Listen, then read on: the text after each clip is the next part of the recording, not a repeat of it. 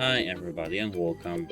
Today I have SteelSeries Arctis 7 Plus wireless headphones and I'm going to show you how to create a new settings preset. At first we have to click on our headphones and now, as you can see, here we have config button. We have to click on this button and here we have a list of our configurations.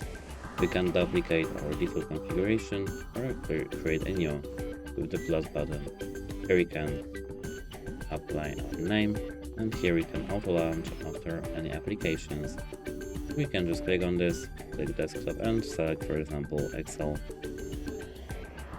After that we have to click save. And here is our new configuration. If we click save, we can choose configuration in our list. That's it. Hope it helps you. Goodbye.